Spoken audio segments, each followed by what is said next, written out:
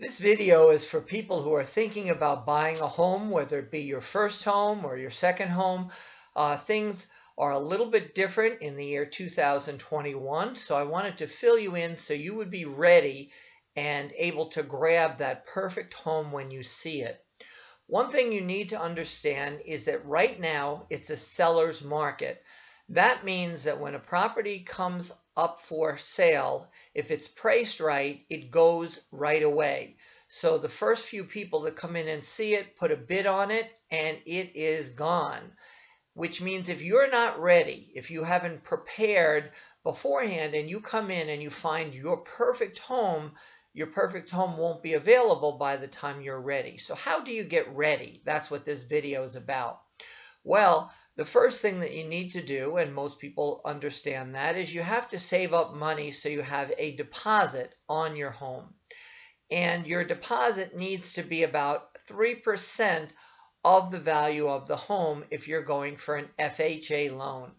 If you're going for a conventional loan, it can be anywhere from 3% and up, but 3% is always the smallest amount that you would need.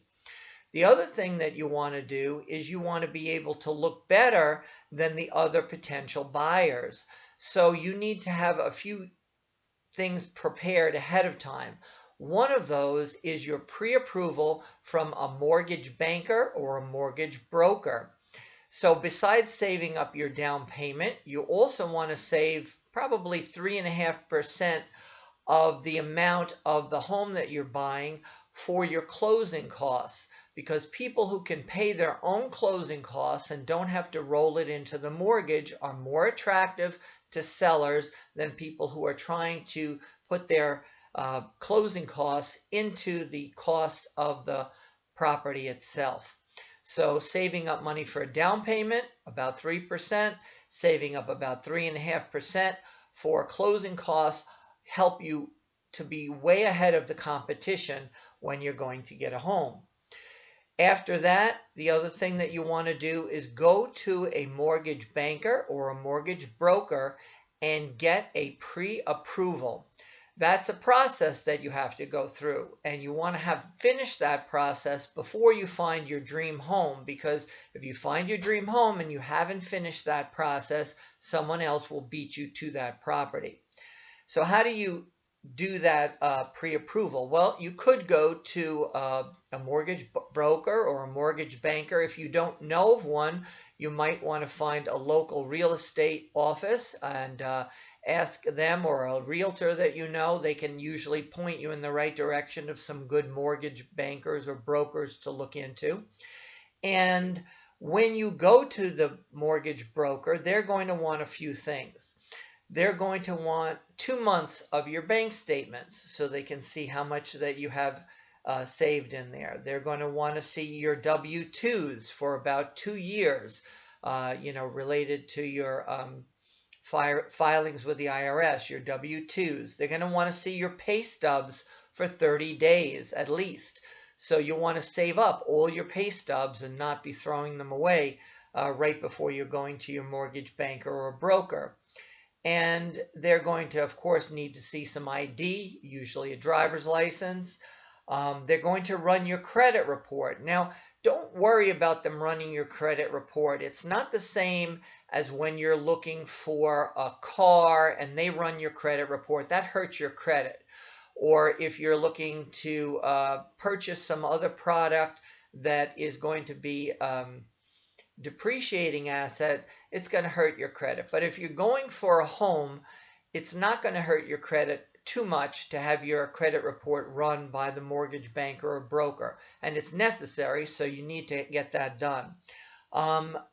Basically, the most important thing is that you have income that's going to support the cost of this property. A good credit score is also helpful. If your credit score is 700 or better, that's going to definitely help you in the process. But you having a good amount of income each month to cover the costs is going to be important. And so you're going to then get your pre-approval from your mortgage banker or broker. After you have that done, then you're going to want to find a real estate agent who will take you around and help you to find properties. Now, there's two ways to do that with a real estate agent. One is that the agent can do it with you just as their customer. You don't pay them anything for that, and they'll take you to see one or two houses here or there. They won't give you any advice on the houses, but they will definitely let you see the properties. A better way to do it is to actually hire the real estate agent to represent you. So what they would do is they would ask you at that point for a couple of percent on the sale of the house. So if you find a home, you love the home, you purchase the home, then they would require that you pay them a certain percent of the purchase price, and you would discuss that with them to see what that would be. Sometimes the sellers do pay toward that expense, and you would just pay a small amount of it. But your real estate agent can explain how that works. So then they would be your buyer's agent.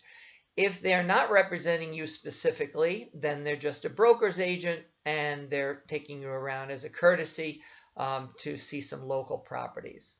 Anyway, once you have your pre-approval in hand, and you have a good deposit, and you have your closing costs in hand, you are in a wonderful position to be able to place an offer on a home when you find the home you love.